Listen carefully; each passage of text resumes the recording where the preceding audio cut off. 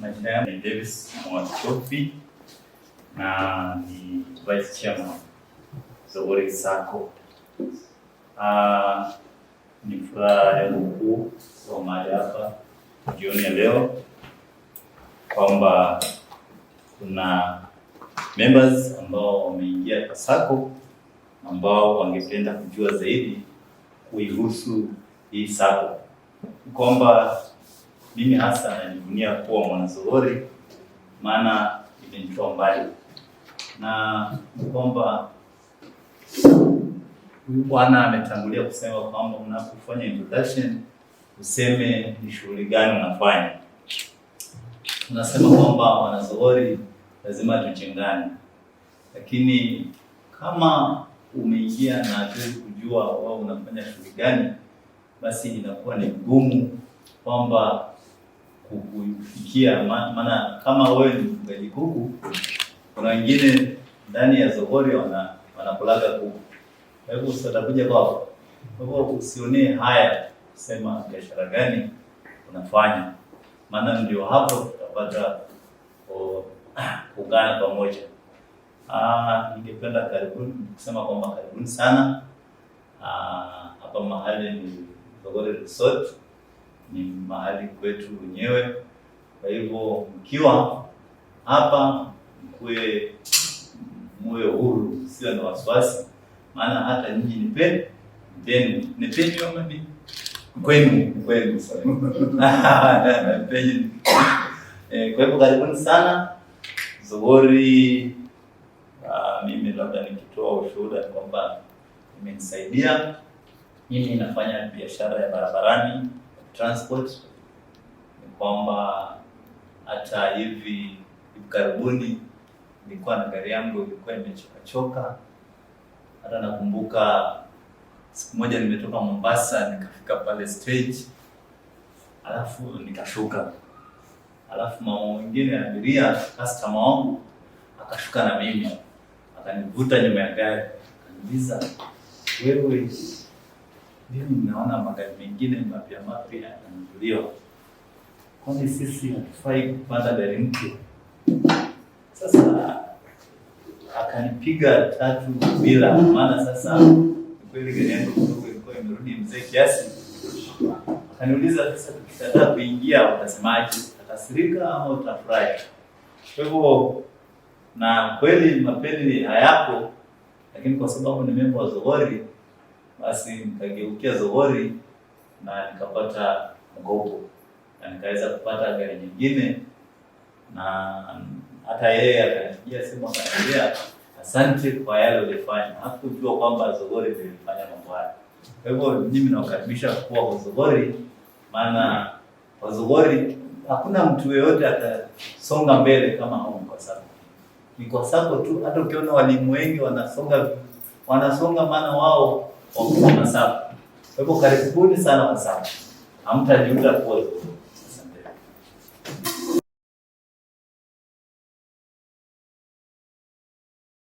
Yesu asifiwe. Amen. Na wasalimu nyote katika jina la Yesu.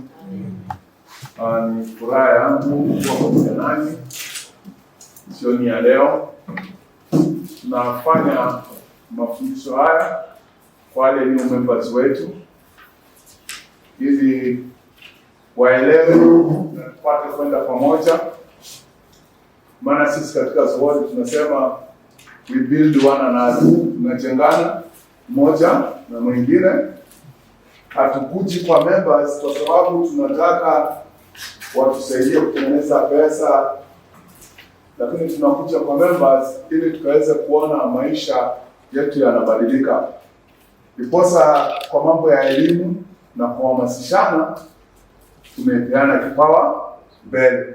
Kwa hivyo tunasema Mwanazogori ambaye hafahamu ameingia kitu gani, si kuna hatari kama ujui mahali umeingia. Kwa sababu tunafanya hivi kukuleta hapa tukujuze, na kama una maswali ya kuuliza ili kesho usikae ukasema hapa nilidanganywa, hapa niliambiwa hivi. Maana tuna maadili ambao tunasema sisi ni watu wa kweli, ni watu wenye msimamo, watu wenye uadilifu. So kwa sababu hiyo tunasema lazima kama ni new members tunakaa nao, tunaenda tunahamasisha na wanaweza kujua Zohori ni nini. Na tunashukuru Mungu hata ile maono Mungu alitupa, hata vision yetu yenyewe huwa inatushangaza. Maana tunasema ni taasisi ya kifedha ambayo iko na uwezo mkubwa wa kubadilisha maisha ya watu. So wakati tunapo jambo ambalo tunataka leo mfahamu na mengine ambao mtafahamu, niko na vijana wetu ambao wanafanya kazi kwa Zohori, watawate kwa mengine na maswali yale mtakuwa nayo, lakini mimi nataka niwaambie mambo matano ambao kwa nini mtu ujiunge na Zohori sako. Mwito wetu, mtu yote anapokuuliza Zohori tumeitiwa nini? Tumeitiwa kuzuia watu kula mbegu. Nurturing a saving culture, maana yake tunazuia watu wasile mbegu. Maana Mungu alituambia watu wake hana mapendeleo, ila wanakula mbegu wakisema kile wanachopata ni kidogo. Kwa hivyo sisi kazi yetu ndio hiyo, kuzuia watu kula mbegu, kuambia chochote unachopata kama ni kidogo, jua namna ya kuchagua mbegu na nini na mkate wako ama na chakula ama na matumizi yako. Kitu ya kwanza lazima ujifundishe. Na kwa hiyo kwa sababu hiyo tunasema kama wewe umejiunga na Zohori, jambo la kwanza ambayo yaonyesha wewe ni Mzohori, yaani wewe ni mtu ambaye huli mbegu, you will become a disciplined saver. Utakuwa na nidhamu ya kuona kila unachopata lazima unaondoa mbegu. Because shida ambayo iko watu wanataka kutumia alafu ndio waondoe mbegu. Sio kama tunaelewana? So kama wewe utajihesabu mimi ni mwana Zohori, ni wakati tumetembea na wewe na tukiangalia huyu aliingia Disemba, Januari aliweka mbegu yake, Februari aliweka mbegu yake. Tunapokamilika miezi 6 tunajua huyu ni mwana Zohori. Unaona? Tunajua huyu ni mwana Zohori. Maana ameshika tabia ya kuacha kula mbegu. So ndio sababu tunasema ni lazima wewe uelewe. Tunakuwa na wewe, tunaelewaje wewe umekuwa mwana Zohori? Ni wakati umekuwa a disciplined saver. Yaani tunasema nurturing a saving culture. Culture ni tamaduni. Tamaduni ni ile tabia ya kiasili ndani ya watu. Na mnajua tulikuja tukapotea, hiyo asili ikaenda. Na tukawa na watu wa kulalamika, kumlaumu Mungu. Wengine wamebarikiwa, sisi hatujabarikiwa. Na kumbe shida tumekula mbegu.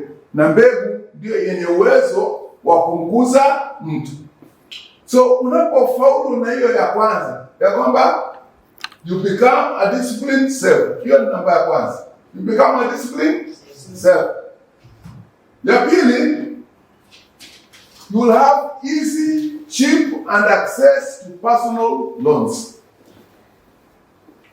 Unapokuwa a disciplined saver, umejifungulia milango ya kwamba unaweza ukapata loan ambazo ziko rahisi kupatikana, tena ni za gharama ya chini. Mnajua loan zote ziko na gharama. Loan zote ziko na gharama. Na watu wengine hawajaendelea kwa sababu wamechukua gharama, mikopo za gharama za juu. Hata leo nasikia hata vijana wengi wanaambia walete 15,000 tukupe pikipiki. Lete 20,000 tukupe pikipiki. Na hajakaa akafanya mahesabu. Anaambia miezi 18 kila siku unaleta pesa hii. Nilikuwa Maungu nikiongea na vijana. Ukipiga hesabu inakuja pikipiki ya 120 amelipia 201,000.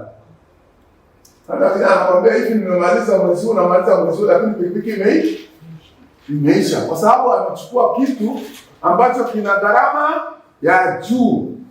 yeye ameona ni rahisi. Na leo katika Zogoni Sacco tunafundisha watu wetu, usipende vitu vya rahisi. Usipende vitu vya wengine wanatuza, wewe unaniambia ni safe miezi 6 ndio unaanza kulipa mkopo. Kuna pale nikienda naweka pesa mwezi huu na pewa mkopo leo. Ni kwa sababu hujui kufanya gharama. Ungekuwa unajua kufanya gharama, ungesema wacha hapale nikae hapa. Kwa hivyo ndio tunakwambia unapokuwa mwanazogoni, you have easy, cheap and access to personal loans. Yaani mikopo ya riba ya chini na rahisi kufanya nini? Kupatikana. Na zetu ni za rahisi. Hata katika wale mmeingia kidogo karibu wiki mbili app yetu ya pesa imekuwa na shida. Lakini mahali tunaingiza members haraka ile app yetu, kwa sababu tunakataa members wetu kufulizwa wala kwa talani ama kwa mshwari, kwa sababu tunajua ukikopa pale wanachukua interest yao na ni kubwa, na mahali wanaenda kukula we hautakuwako. Ndio kwa members wetu tunasema kopa kwa app ya Zogoni ikuje kwa simu yako. Maana mahali pesa inaenda kuliwa hiyo na wewe utakuwa. So nafikiri mmelipata la kwanza, utakuwa ni mtu wa kujua kusave kila mwezi. Kama hujapata hiyo mengine yote utayapoteza. Kwa sababu tunakwambia jambo la kwanza, ukilipoteza hizo, hii mengine yote yamefanya nini? Yamepotea. So ya pili tumesema utapata loan kwa njia iliyo ya wepesi, kwa loan ambao riba yake gharama yake ni ya chini. Tuko pamoja? La tatu ni kwamba utakutana na wengine katika hali za kufundishana. Kama hivi sasa tunaona tunafundishana. We believe on training. We believe on bringing awareness. Si chama kama vile vingine. Tutakuja kukuambia tunataka tukusanye pesa yetu. Sisi tutakaa, tunafanya mafundisho, tuone kwamba unaelewa. Utaelewa namna ya kutafuta biashara. Na unajua watu wengi wanasema nitajuaje biashara ile inaweza fanya? Ni rahisi tu. Pale mtaa unakaa, angalia zile shida zinasumbua watu. Unajua watu wengine wanafungua biashara kwa sababu fulani amefungua na inakuwa na changamoto. Lakini laiti ungemuuliza Mungu, hapa ninapoishi shida gani inasumbua watu, na kumwambia Mungu nisaidie kupata suluhisho. Na akikupa suluhisho, ukiona labda watu wa hiyo mtaa unakaa wengi wanakuja kuchelewa kutoka kazini na wana shida na kununua mboga, sio utaanzisha kioski ya mboga. So utaenda sokoni, maana mchana huko ununue mboga uwaletee hapa kazini karibu. Wakitoka kazini wasifanye nini? Wasipate shida. Hiyo ni shida umeondolea. Na kama watagharamikia, sio unapata unga. Hiyo ndio namna ya kuangalia mambo ya biashara. So tunasema utapata nafasi ama you'll have the opportunity to create wealth along with others. One, you train na kujua ni wapi uwezegesha, ni wapi uweza fanya biashara. Kama vile tunasema tunapokutana mkutano, ukisema biashara yako sema kwa ujasiri. Nauza mboga, nauza mayai. Unajua Zogoni Sacco ni watu wote, wa chini kabisa, kuanzia wa chini hata ile mtu anauza mayai ya kuchemsha. Bado Zogoni Sacco tunataka kumsaidia. Ile kumuonyesha namna anaweza kuweka mbegu yake. Anapofanya hivyo, lazima atafanya nini? Ataendelea. Jambo lingine ambalo tunasema unapata nafasi ya kujuana na wengine, ya kusocialize. Tunaona leo tumekutana. Bila mbali alikuwa mwenzake. Leo tukutana. Hata kama nitasahau kidogo, tumekutana kwa mafundisho. Wewe nani? Mambo si yanazidi. Tunaamini hivi. Na kama wewe ulikuwa hujaanza kuamini, ile na nini? Kama wewe hujaanza kuamini, tunaamini hivi, my network is my net worth. My network is my network. Kila siku aishi kabla simu yangu haijaongeza mtu mwingine. kwa sababu naamini utajiri wangu ni vile ambavyo nimeunganishwa na watu. Sijui wewe ushawahi kuamini hivyo? Kwa kama unaamini hivyo kila wakati, simu yako haitakani iwe na watu wa kwenu peke yake. Kama simu yako iko na watu wa kwenu peke yako, ina matatizo. Naelewana? Mimi nimefanya kazi miaka mingi. Hata nilipokwama watu wanaona nimepanda juu kwa ofisi. Lakini nikipanda juu kwa ofisi, nimepiga simu UK. Nauliza watu, unajua hapa nimekwama hivi. Waona naweza kufanya vipi? Sasa nimepiga Dubai, nikishuka naambia twende, tunaona inafaulu. Wanasema huyu ana akili. Hakuna akili. Nile watu nimeunganishwa na kuna wengine wanajua mambo sijui na wananisaidia. Kwa hivyo tunasema ni jambo muhimu kusocialize na watu. Kwa hivyo unapoingia zoezi zako, ukija hapa kuna watu mara wanipigia simu, chama nisina mtu kunisaidia loan. Naambia bwana, una matatizo gani? Kwa leo ukitoka hapa, hakikisha umejua mtu mwingine ulikuwa ujui. Hakikisha namba yake ya simu umefanya nini? Umechukua, anzisha uhusiano. Na mimi ni shahidi, napokuambia my network is my network. Ninazijua wakati nimepata na shida. Kuna wakati nilipata na shida, nikamwambia vice chairman, wewe pesa zilianguka kwa simu mpaka mimi nikashtuka. Baada nikashtuka. Within 2 days, pesa ilikuwa imechanga over 600,000. I was totally amazed. So, ndipo tunaposema kwamba kusocialize ni kitu muhimu. Kuungana na watu wengine ni kitu muhimu. Usiache simu yako ikamaliza wiki hauna hata namba mpya. Leo yangu iko na watu wako Uganda, watu wako Tanzania, watu wako Dubai, watu wengine wako USA. Na ninajivunia hata kuwa na namba yako. Kama wewe sijapata yako nipatie. Maana wewe unaongeza utajiri wangu. Hilo ni la 4. La mwisho tunasema ukiingia katika zoezi zako, you will join other dreamers to agree on a dream that can bring millions. Tunasikizana? Unaungana na watu wanaoota ndoto ambazo zinaweza kuleta mamilioni. Nataka nikusaidie katika ndoto. Watu wengine mmeacha kuota ndoto. Na nikisema ndoto sisemi za usiku.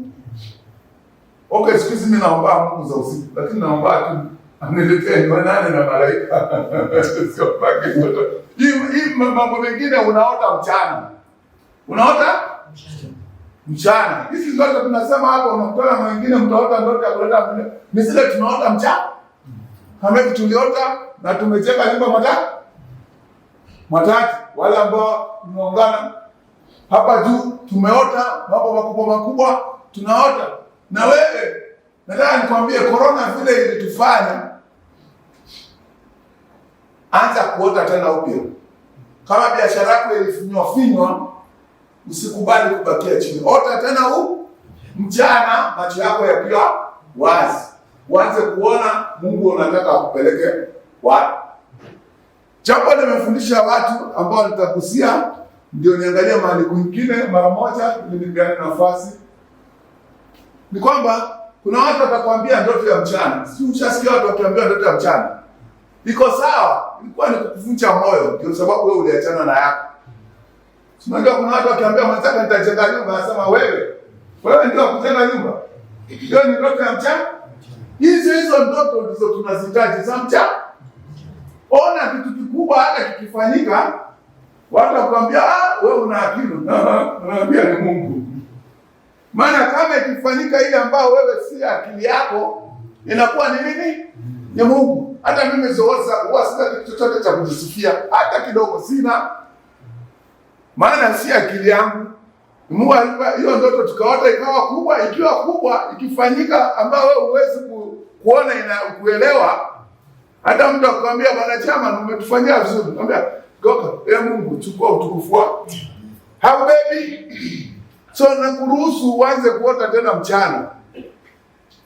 Tukatae Biblia haijasema utabarikiwa kisomo chako. Mimi nimeisoma Biblia sana. Haijasema inabariki watu kulingana na kisomo. Inasema kwanza, sehemu ya kwanza kwamba vitu vyote vizuri vinatokana na tunda la kinywa chako. So mwambie Mungu akusafishe. Maana tumeishi katika watu wenye midomo michafu. Na sisi hatujasazwa. Tunaongea tu lolote tu. Si nimemwambia kwa nini? Kwani atanifanya nini? Lakini maandiko yanasema vitu vyote vizuri vinatokana na nini? Na tunda la ulimi wa. Alafu Mungu akasema nitabariki kazi za mikono. Sasa kama una mikono, kama una kinywa chako, mambo ya kwamba wazazi hawakufundisha. Singine nauliza watu, hao wazazi wako walifundishwa na nani? Unakuta watu wengi wanakaa hapo. Kwamba mimi sikufanikiwa kwa sababu sikufundishwa, sikufanywa hivi. Tusahau hiyo. Elewa kanuni za Mungu zinakaa namna gani? Kwamba atabariki kazi za mikono yako na kwamba angalia kinywa chako. Angalia kinywa chako. Sasa nataka niseme mambo mawili alafu ni mawili kama ya kumalizia. Wakati tulikuwa tunaanzisha Zohori, tulisema maneno haya kwamba coming together is a beginning, but keeping together is a process, and working together is success. Si kama unaipata hiyo? Tuliambiana kwamba mwanzo wetu ni kuja pamoja. Mwanzo wetu ni kuja pamoja. Na kwamba kushikiliana kuwa pamoja ni hatua nyingine. Na ya kwamba katika kufanya pamoja, huko ndiko kufaulu kwetu. Huko ndiko kufaulu kwetu. Na tuna zile success stories ambazo tunasema sisi ni watu wa kutoa. Zohori zako kila mwaka lazima tupeane chakula kwa mayatima kila mwaka. Kama watu wakuuliza kwani siri yao ni nini? Maana wengine walisema hatutaenda baada ya mwaka, wengine wakasema baada ya miaka 2, wengine wakasema baada ya miaka. Kabla hata tuanze kupata dividends, sisi tulianza kupeana mayatima kwa sababu tulikuwa tunajiunganisha na nani? Na Mungu. Tulikuwa tunajiunganisha na nani? Na hata leo tunafundisha watoto, na wewe ambao uko hapa labda tuko na ile tunaita Zohori Champions of Hope. Ukishakuwa mwanachama wa Zohori, unaweza kuwa a Zohori Champion of Hope. Watu wanaoleta tumaini mahali hakuna tumaini. Unaweza kwa shilingi 50 kila mwezi ama 100. Ni ile haijalishi kiwango, ni ule moyo tu. Kwamba kila siku wewe ni tabia yako ya kugusa wengine. So, wakati tuliposema hivyo tukasema kukua kwetu ama our growth, kuna mambo ilikuwa itahitaji. Kuna mambo ilikuwa itahitaji. Na tukasema jambo la kwanza ni mabadiliko. Kwamba unahitaji a mind shift. Na ndio unaona leo tumewaleta ili usiingie Zohori zako alafu umesave December unakaa mimi ni wa Zohori. January ulikula mbegu. February ulikula mbegu. Alafu unasema mimi ni mwana Zohori. Si unaona ushanguka? So tunasema ni lazima akili yako nayo ibadilike. Uone kweli kuna mbegu. Tumejaribu mbegu hiki mkono hiki ya mahindi. Na tunaulizana ungo wa mtoto ni kiasi gani? Na nasema hata miezi 8 hii hata kula. Na tunaipanda, tumekuwa na mahali hata sasa kuna mahindi tunapanda za mfano tu. Na tunakula kizetu watu 5 karibu wiki 2. Tunapata mingine ya unga tunakula. Na tunasema hii mbegu hii. So unapokula mbegu hata tumbo yako haisikii chochote. Ni wewe tu unajiangamiza. So ndio tunasema kitu ya kwanza lazima ukubali mind shift. Akili yako ibadilike, uache kusema mimi sina. Wakati mmoja tuliambiana na brother yangu kusema sina, hakuna mtu anaweza kusema sina. Ndio wakati nifika nikaamua sisemi sina. Kama pesa sitakupeana na kazi nyingine nitakwambia pesa nayo, lakini niko na shughuli nyingine. Maana kusema sina Mungu shida moja na maneno, nimegundua Mungu anasikia kila neno tunalosema. Hata leo nakuambia, kama ulikuwa ukitaja biashara yako biashara kama, acha kuanzia leo, because wewe unaidharau alafu unategemea Mungu aibariki. Hata ibariki vipi? Acha kusema mtoto wangu mtukutu. Wewe ushamuita mtukutu alafu unataka uwe na mtoto mzuri, atatoka wapi? Lazima kinywa chako uanze kukisafisha na kukibadilisha. Kama ni biashara yako, watu wengine unauliza unafanya biashara gani? Unakwambia hata sina. Unafanya kazi gani? Hata sina kazi. Unaishi vipi kwani?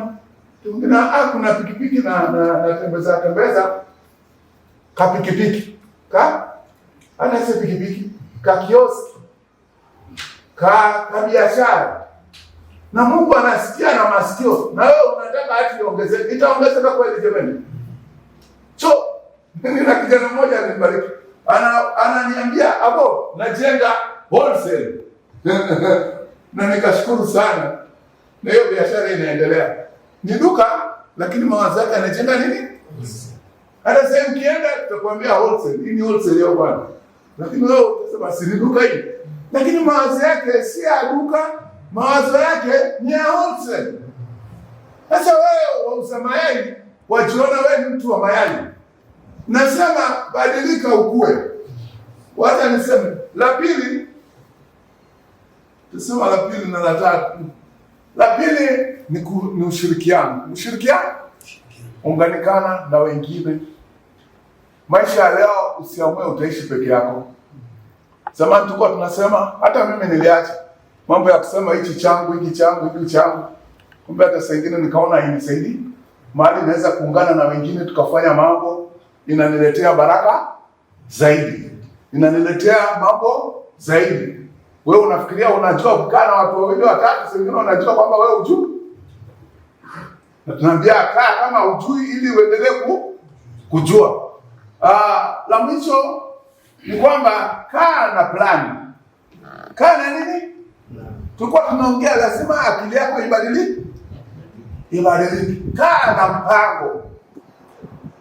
Hata wewe angalia mwaka huu, useme mwaka huu naamini Mungu anisaidie, hata kama ni kwa zohori, mwaka ukiisha mimi na mimi nimesave kitu kama ni fulani, kama ni 10,000, kama ni 20,000. Usiogope kuweka kitu kikubwa, usiogope. Mungu wako hana mipaka. Wewe ndio umewekea kichwa yako nini? Mipaka. Leo kuna wengine na mshahara saa 11. Amka. Mwambie Mungu mambo 10 ambao unaweza kushukuru. Because siri moja lazima ujue, kushukuru ni kufungua milango ya baraka. Gratitude is a seed for more. Umeamka asubuhi, mwambie Mungu mambo 10, 20, 5 ile ambayo ni bora. Ndio waambie asubuhi yako. Wakristo tunashindwa na ndugu zetu Waislamu. Saa 11 kasorobo wameamshana. Wameamshana kwamba Mungu ni mkuu. Usifanye usingizi kuwa bora kushinda Mungu. Wanaanza kukomandi siku zao. Sisi wengine tunapenda huo usingizi. Lazima ubadilike. Lazima ubadilike, ukuwe na mpangilio. Ukishakuwa na mpangilio, ushaweka plan. Leo vijana nakaa nao, wa kiume wa kike, naambia una mpango. Miaka 5 yako umepangia nini? Hata kama nasichana nauza, umepanga utaolewa lini? Nasichana naangalia hapo. Kwani sisi wasichana tunaweza kuamua utaolewa lini? Naambia unaweza. Ukiwa na mpangilio, ndio maombi yako yanafuata nini? Mpangilio. Na leo Mungu amesema ombeni nani? Maandiko yanasema katika James 4:2, hamna kwa sababu hamjaomba. Hata kama huna mpangilio, utaomba nini? Si unaomba hata watu wakisema ombeni, unashangaa watu wanaendelea kuomba, yako ilikauka. Kwa sababu maisha yako unaishi bila mpangilio. Lakini kama mwambia Mungu mwaka huu nataka hivi, Mungu nataka hivi, hata ukiambia maombi watu wanakusimamisha. Maana bado hujamaliza. Naambia leo hata kama ni mwanamume hujaoa, andika wataka kuoa baada ya miaka 2, baada ya mitatu. Alafu andika dada unataka ama kesho unatuambia sijui nilioa mwanamke gani. Sijui ni jibu ukituambia anakaa kama mbwa atuambia atakuuma. Na ni wewe ulichagua. Ndio leo harusi zote mpaka uimbie, hilo ni chaguo la la. Kama ulichagua vibaya, shauri yako, lakini ni chaguo la. Bwana Yesu apewe sifa. Sijui kama nimesaidia mtu. Unajua yangu ni overall, ni ya juu. Alafu wengine watakwambia habari ya saving, habari ya shares, habari ya deposits. Lakini yangu ni kuhamasisha upate kujiweka mahali pasawa. Ukijiita mimi ni mwana Zohori, basi kweli wewe ni mwana. Leo mama mboga tunaambia hata shilingi 25 kama unafanya biashara yote, tuhamasisheni. Mungu amesema hana mapendeleo. Shida watu wanakula nini? Mbegu. Wanakula kila kitu wakisema ni kidogo na tukila. Na ndio zote sako tuko mbioni kwa ajili hata Taita Taveta County. Maana tuko hali mbaya katika consumers. Unajua consumers ni watu wanakula kila kitu ukipata na shida ya tumbo haijai. Mimi shawahi kunisumbua sana. Asubuhi unaipatia kitu, ikifika saa 3:30 saa 4, kwa sababu inakuuliza sasa yale mambo ulifanya asubuhi, sasa utafanya tena. Unaipatia kikombe cha chai, ikifika saa 5:30 jamaa anaanza kuongelesha, sasa hii hali hii saa 6 utafanya mpango gani? Na kama una watoto wa kiume, wale watu wamelea watoto wa kiume 3 4 wanaelewa. Maana hawajakula lunch, wanakuuliza mami, dadi, jioni tutakula nini? Na hata lunch bado hawajakula. Acha. Bwana Yesu asifiwe. Amen. Tumesaidika.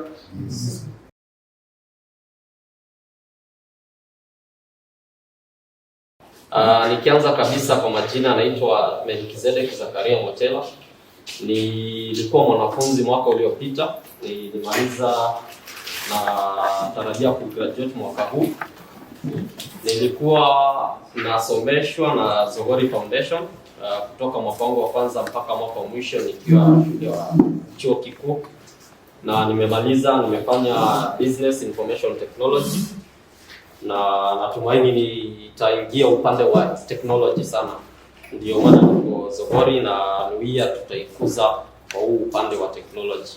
Kwa hiyo wengi tumepatana pale Zohori Boy Office kwa njia moja ama nyingine. Kwa hiyo ningetaka sasa sote tujiandae tuweze kuelewa hivi vipengele ambavyo nimegusia.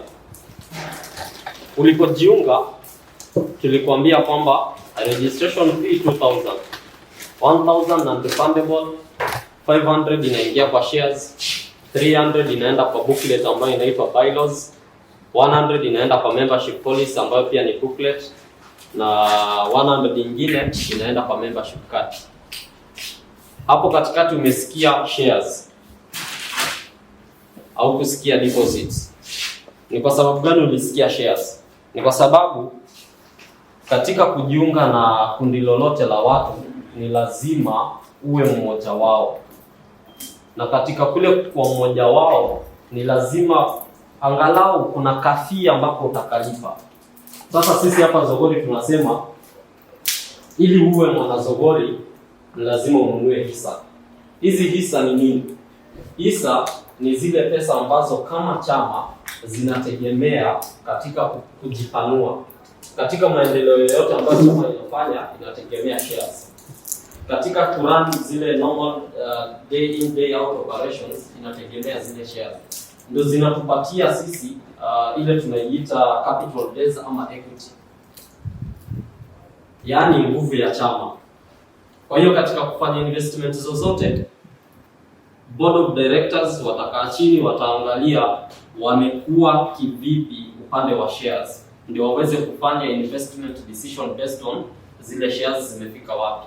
Kwa hivyo Zohori tunasema kila mwanachama anapaswa anunue shares 1000. Share moja inauzwa shilingi 20. Kwa hiyo kwenye ile 500 ambayo ulilipa wakati unafanya registration ununua shares ngapi? 25. Share moja inauzwa shilingi 20. Mwanachama anapaswa anunue shares 1000. Hizi shares zinaanza kununuliwa kwa pamoja kwa mkupuo. Ulipe 20000 umalize kununua shares. Tunasema hiyo ndo minimum shareholding mwanachama anapaswa afikie. Katika Cooperatives Act ambayo imeangaziwa sana kwenye zile bylaws, ni kwamba cooperatives zote zinalenga equal contribution. Equal contribution inamaanisha nini? Hakuna mwanachama anapaswa kuwa juu ya mwingine in terms of zile equity ambazo wako nazo kwenye chama. Kwa hiyo ndio maana sisi vizingiti ambavyo vimewekwa pale kwenye zile bylaws ni kwamba kila mwanachama anapaswa anunue shares 1000. Nayo share moja sisi tukaiweka inauzwa shilingi 20. Hizi shares zinakupatia wewe wanachama kamilifu. Hizi shares mwisho wa mwaka, ikitegemea jinsi chama kimeperform, mtapata dividends. Dividend percentage haikuwagi fixed, inategemea na yale mapato yamepatikana na zile reserves za board wataamua waeke, ndio hii mabaki yaliyobaki mtapatiwa kama dividend. Kwa hivyo dividend percentage huwa inaamuliwa pale ambapo vitabu vishafungwa na washaona jinsi ahadi inakaa, ndio wanaamua ni kiasi gani watapeana. Wanaweza peana 1%, 2%, 6%, 10%, inategemea. Kwa hivyo shares zinaleta dividends. Hizi dividends Zohori Sacco huenda zikakuja direct kwa simu yako. Kama mwaka uliopita, wale wote ambao walikuwa kwenye chama mwaka uliopita, zote zilienda kwa simu zao. Ama unaweza ambiwa dividends zimefika, njoo ofisini uchukue dividends zako. Utafika pale ofisini, utapewa hela zako, utasign na utaondoka. Kama vile nilivyotangulia kusema, pia hizi shares zinatupatia nguvu ya kufanya investments. The more investments kama chama tunafanya, the better is our position in the marketplace, na pia inatupatia mapato zaidi. Kwa hiyo kama sasa hivi wamefanya jengo pale Mwatate, it's a commercial building. Lile jengo litakapomalizika, matarajio ni gani? Ni kwamba kwanza itajilipa zile gharama zote ambazo zilihusika katika kulijenga, na litakapomaliza kujilipa zile gharama, ni kwamba yale mapato yote sasa yatakuwa yanakuja direct kwa chama. Chama ni cha kina nani? Chama ni chetu sisi. Kwa hiyo yale mapato sisi ndio tutaamua tutayafanyia nini. Tunaweza yachukua tukaweka kwenye investment zaidi, ama yakuje kwa upande wa dividends. Kwa hivyo hizo ndo shares in a nutshell. Hizo ndo shares ambazo Zohori Sacco unaambiwa nunua. Na minimum tumesema ni shares 1000. Haujaambiwa ukifika minimum ukwamie hapo. Kwa sababu the more the shares, the higher the dividends. Na mahali Sacco inaelekea itakuja kwa kwamba kama shares zako ndo nyingi zaidi, basi shares dividends utapata zaidi, na pia kuna services ambazo zitakuwa kwamba zimekitwa kwenye upande wa shares. Kwa hivyo unahimizwa kwamba unapofika minimum shareholding usikwamie hapo. Though hatukulazimishi, lakini tunahimiza sababu kuna umuhimu wake. Ukifika minimum, jaribu upanue upande zaidi. Nadhani sote tumepatana, unless kuna mtu akona swali kuhusiana na shares upande huu wa Zohori Sacco. Naam. Mara kwanza nisikia kama you are supposed to be equal. Yes. Alafu sasa hivi nasikia unaweza kujipanua peke yako kutoka na mara 2 au mara 3 zile nzao. Which one is need you unatuambia exactly? Lile ninalosema ni kwamba kwenye Cooperatives Act tumepatiwa sheria ikasema equal contribution. What is this equal contribution? Ni zile pesa ambazo wanachama wote wanapaswa wafikie minimum. So tukifika minimum, wajua ile ni minimum. Si tumeweka minimum, hatujasema maximum. Kwa hivyo ukiruka mpaka ukipita ukuta itakuwa juu yako. Lakini kuna yule atakayefika hapa aseme mimi siruki zaidi. Kwa hivyo ndio tunasema minimum shareholding. Ukifika 1000 shares unaweza kwamia hapo, ama uamue acha mimi niendelee kununua shares zaidi kwa sababu nalenga kupata dividends zaidi. Sijui kama tumepata. Yeah, okay. Kwa hivyo hizo 20,000 ni kama floor. Yeah, hiyo ndio floor ambayo the ceiling haijawekwa. Okay. That is the floor. Ile ceiling hatujaweka. Alright. Swali jingine labda kuhusiana na shares? Naam. Mimi kuhusiana na ile account. Naam. Tulipofungua mimi niliona sijaona tofauti ya kuweka mahali pa kuweka shares. Mahali pa kuweka ile contribution. Iko the same thing. Okay. Pengine nifafanulie zaidi. Okay. Karibu, unaweza kaa upande ule. Naam, ameuliza swali. Ulipokuwa unafanya registration, haukuelezwa kwamba hii account utatumia kuweka shares, hii account utatumia kuweka deposit. Kama nimepata vizuri. Iko hivi. Tuko na paybill moja ambayo inatumika katika kufanya payments. Whether uko na mkopo, whether unafanya savings, contributions zako zozote zinaingia kwa paybill moja. Tuko na staffs upande mwingine wa ofisi, sivyo? Kwa hiyo huwa tunasema kama mwanachama hajafikisha minimum shareholding, ameweka 500 leo, hii 500 lazima iende kwa shares. Hiyo ni lazima, it's not negotiable. Lazima iende kwa shares. Kwa sababu minimum yetu si tulisema ni 500. Kwa hiyo natumia 500 kama mfano. Januari umeweka 500, itaingia kwa shares. Februari umeweka 500, itaenda kwa deposit. March umeweka 500, itarudi kwa shares. Tuna balance accounts zote zikiwekwa kwa pamoja. Endapo unaweka 1000, tutaikata katikati. 5 itaenda upande wa shares, 5 itaenda upande wa deposit. That is kama hujafika minimum shareholding. Endapo umefika minimum shareholding, now it's up to you to give us special instructions. Kwamba nimefika minimum shareholding lakini nataka kupanda zaidi. Kwa hivyo nitakapoweka 10,000, ekeni 2,000 kwa shares. Hizo zingine zote pelekeni wapi? Kwa deposits. Now, wakati unafanya malipo, priority yetu kwanza, kama umechukua mkopo, tutapatia mkopo priority. Tutaondoa ya mkopo, alafu hizo zingine tutaangalia umefika minimum shareholding au hujafika. 500 imeenda kwa shares. Hizo zingine zinaenda kwa deposits.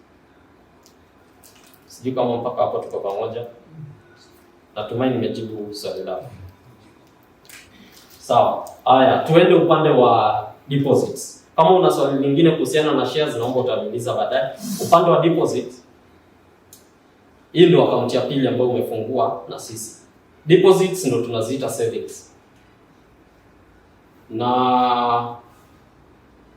hapo mwanzoni ilikuwa ni kwamba deposits na shares zinakusanywa pamoja, alafu tunafanya times 2, tunakupea mkopo. Lakini sasa hivi kuanzia mwaka wa 2019 sheria ilibadilika. Ni kwamba tunatumia savings zako kukupatia mkopo.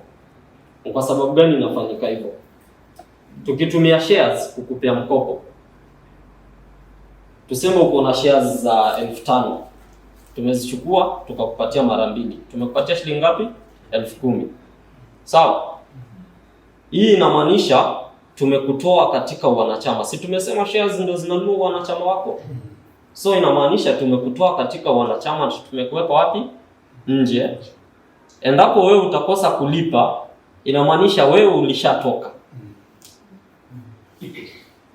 Lakini sisi tukakuruhusu ufanye utoke na za wengine pia. Umeona?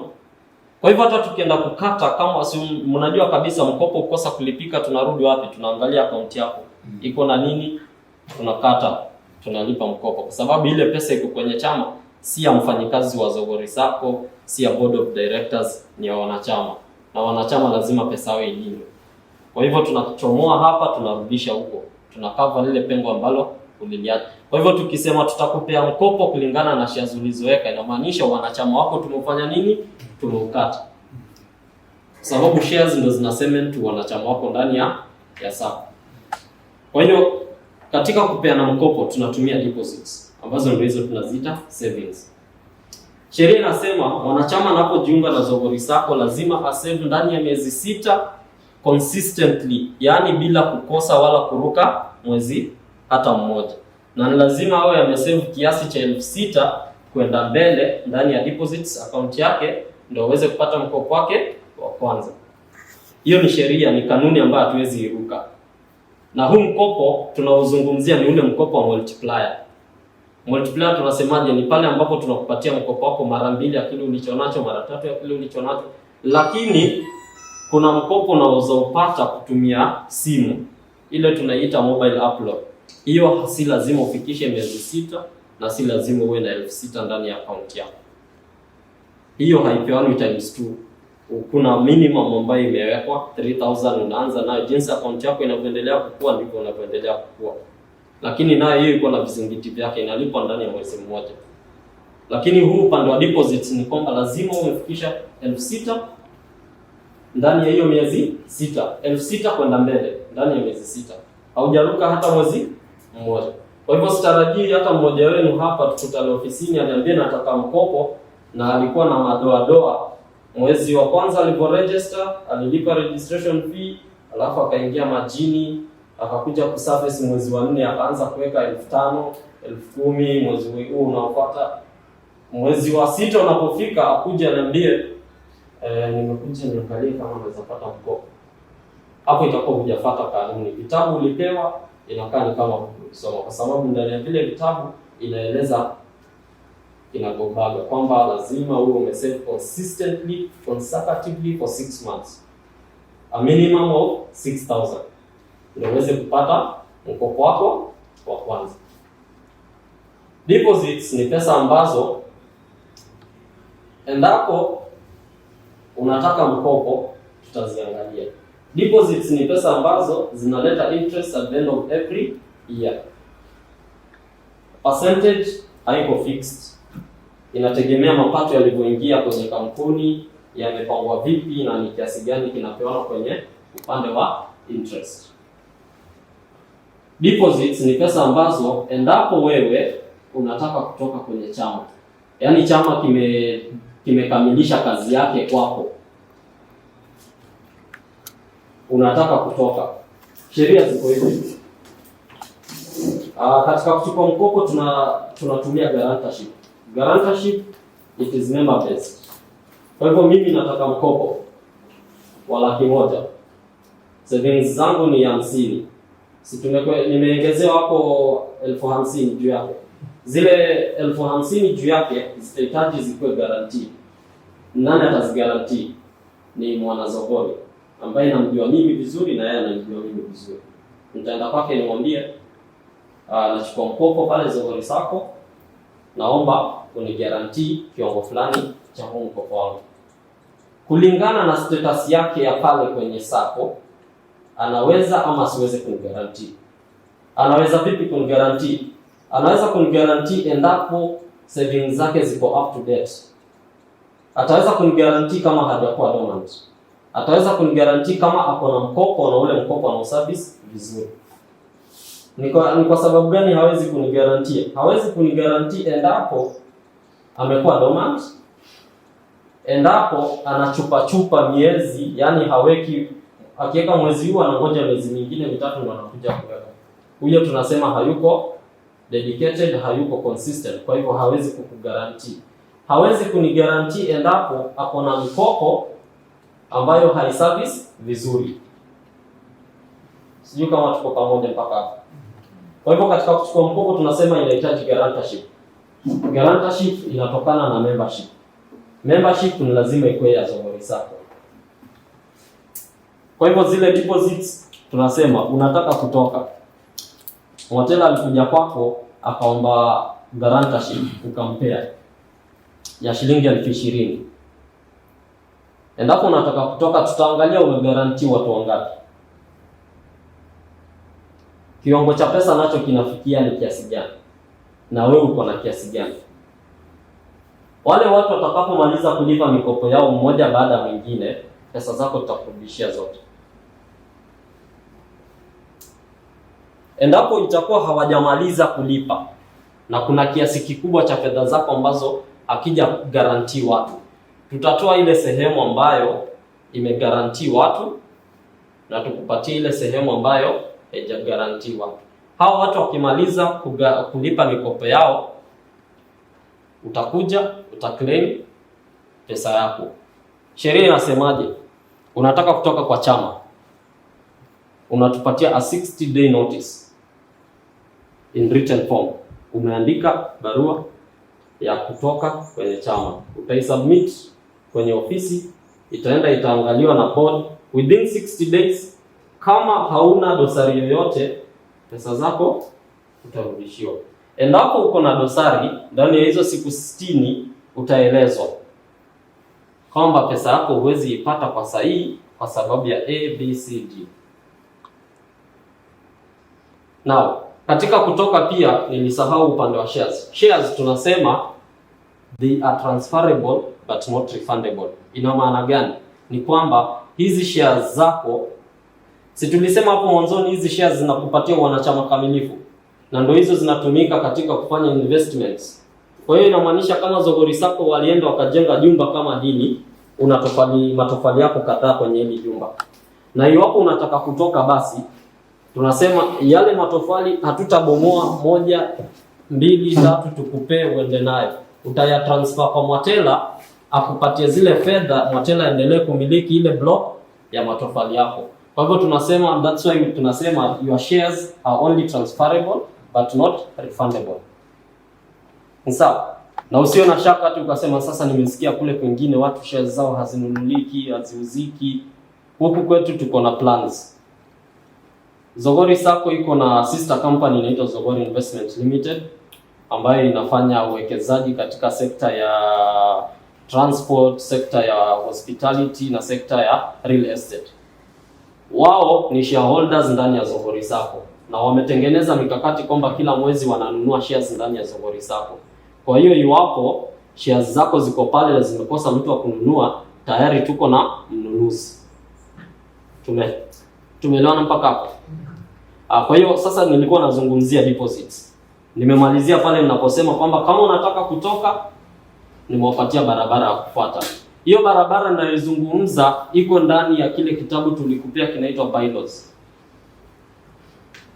Kama umekichunguza hata kama ni peji zile za mwanzo kadhaa, zile voted zimeandikwa pale, utaona with the membership withdrawal nini hayo mambo yote ninazungumzia yapo pale kwenye kile kitabu.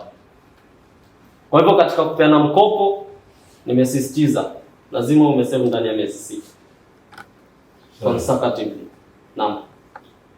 Ikiwa savings zangu zinaruhusu kuchukua 400,000, ile ni 200,000, nataka 400,000. Garanta iko na 100,000. Naam. Anaanza kusimamia. Garanta ako na 100,000. Okay. Nilisahau kusema guarantors tunawahitaji kwenye ile karatasi yako minimum of 3. Minimum of 3 guarantors. Kwa hiyo inamaanisha kama kile kiwango ambacho unataka kukuwa guarantee ni 20,000, nahitaji angalau watu 3 wani guarantee hicho kiwango cha 20,000. Kuja kwa swali lako. Umesema unataka 400,000. Na kile kiwango ambacho uko nacho kwenye sako ni 200,000. Kwa hiyo unahitaji guarantorship ya 200,000. Utatafuta watu 3 wa kugarantii pesa ambazo zinatoshana na kile kiwango cha 200,000 au kizidi. So kile kiwango ambacho watu wanakupea ni either kitafikia kile kiwango kamili cha 200,000 au kitazidi kidogo. Umenipata? Kwa hiyo kama mtu ako na 100,000 anaweza akakugarantii kama kama 20,000, 50 kulingana na jinsi akaunti yake iko. Kama ana mkopo hawezi akakugarantii zaidi ya ile pesa hapo. Kwa hivyo unafafanua kwamba it's not just the signature. Yeah, it's not just the signature. Ni unasema huyu namgarantii na pesa fulani. Naam, exactly. Kwa hiyo kama mimi ninataka mkopo wa 100,000 na niko na 50,000 kwenye sako, nitahitaji 50,000 ikuwe guaranteed. Kwa hivyo nitakuja kwa chairman hapa nimwambie nataka mkopo, this is the amount that I need guarantorship for, 50,000. Unaweza kunigarantii kiasi gani? Account yangu kule iko hivi na hivi na hivi. Naweza kugarantii 5,000. Ataandika jina lake, ID namba yake ya simu, kiwango anacho ni guarantee, alafu mwisho lazima signature iwe yake. Lazima signature iwe yake. Tutakapogundua ile signature umeforge, ile loan tutaihold. Kwa sababu gani? Guarantorship is not something to take for granted. Ina maana huyu guarantor amenigarantii mimi. Nitakaposhindwa kulipa ule mkopo, ile pesa ambayo amenigarantii itakatwa kutoka kwa account yake. Hilo ni jambo ambalo mnapaswa kuweka kwenye akili. Kwa hivyo ile signature lazima iwe signature nani? Ya guarantor. Na tuko na mbinu mbili ambazo sasa tunatumia za kufanya hiyo guarantorship. It's either tutakupatia ile form uende kwa member wa kwanza, wa pili, wa tatu, wa nne, wa tano, wote waandike wakisign, ama online form. If you have a smartphone, tutakutumia link. Huyo guarantor tutamtumia link, atajaza kwenye ile form, mwisho atasign ndani ya hiyo form online, atasubmit. Tutaverify.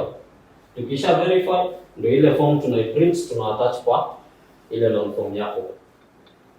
Unaconfirm vipi kwamba huyu mtu anastahili kupata loan? Tunaconfirm vipi? Okay, kwa mfano yuko na shares 20,000. Lakini yuko kwa CRB kwa sababu 500. Tunampa loan. Hatutakupa. Kwa sababu hata sisi tuko registered na CRB.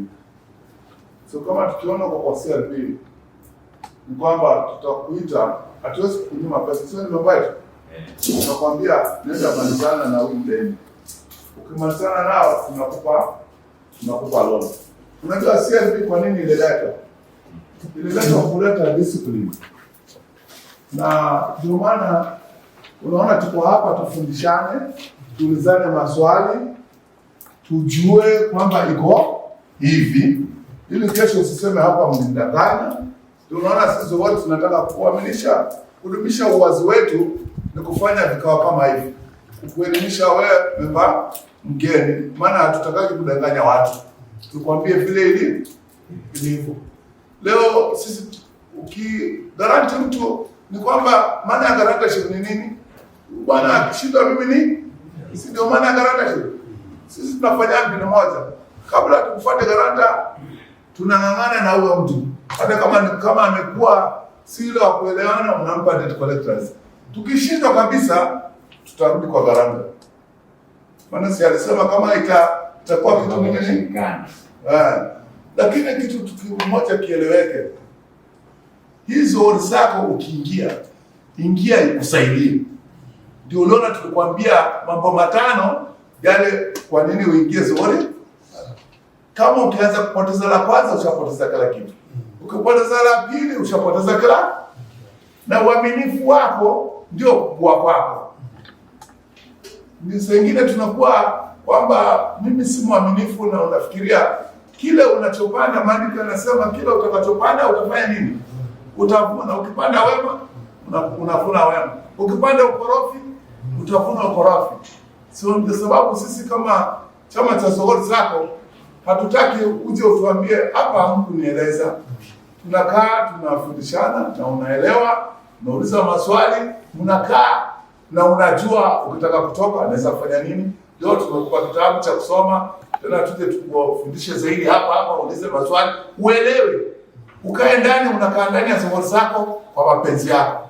Ukitaka kutoka unatoka kwa mapenzi yako. Unaona? Ukija kaa kwa uzuri, unakaa kwa uzuri, na ni wewe unakula uzuri wako. Maana mikakati kama vile umeambiwa pesa ni ya nani? Si ya chama. Pesa ni ya nani? Si yako. Pesa ni wana chama. Kwa nini unakuja wewe utake kupata, wengine wapoteze? Malengo yako hayo ni mabaya. Nafikiri tumeelewana. Kuna swali hapa. Mimi swali langu. Kama mtu kwa mfano yuko na mke wake mchana wote. Unaweza garantiana? Unaweza garantiana tena vizuri sana. Inawezekana kabisa. Na tunahimiza kwanza kama uko na mwenzako ni vyema mwingie nyote. Kwa sababu gani? Mimi nikichukua, tulikuwa tufanye mjengo ambao ungetukost around 100,000. Si ndio? But mimi nina uwezo wa kuchukua 40,000. Nitakuja nichukue 40,000. Nitaanza nijenge. Nimemaliza? Sijamaliza. Lakini mkiwa wawili, mkicombine hizo forces, inakuaje? Si mnatoboa kwa urahisi. Kwa hiyo ni vyema pia mkiwa nyote kwa pamoja, na pia utakuwa umeongeza wa guarantors wako. Nilikuwa naendelea na ile sehemu ya loans. Huu upande wa loans, guarantors ni kina nani? Si tumesema ni members wa Sokoni Sacco. Na kama ni members wa Sokoni Sacco, wewe umeingia juzi, unajua wangapi? Abo Charles, unajua wangapi so far? Wachache. wachache ambao uko sure ukitaka kuchukua mkopo watakugarantii. Siko sure. Hauko sure? Sawa, twende hapo sasa.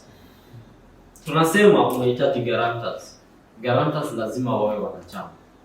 Hawa guarantors mnaweza juana hapa na mtakuwa guarantors. Lakini cha zaidi ni kwamba unaweza tengeneza guarantors wako wewe mwenyewe. Uingize Abo Davis, uingize Abo hapa, uingize Abo pale, uingize mami pale, uingize dadi pale, uingize sister. Hao wote uhakikishe kwamba kila mmoja kila mwezi anaweka kakitu. Ukitaka loan utakosa the guarantors. Kwa hivyo guarantors ndio tulikuwa I remember bwana Mathias hapa alipokuwa anakuja kuingia visa sana mambo ya guarantorship, na nikamwambia hii guarantorship utaipata wewe mwenyewe kwa juhudi zako. Mimi ukija ukinililia pale kwa ofisi kwamba nikupe guarantors, nitakwambia bwana fanya hivi, keti hapa.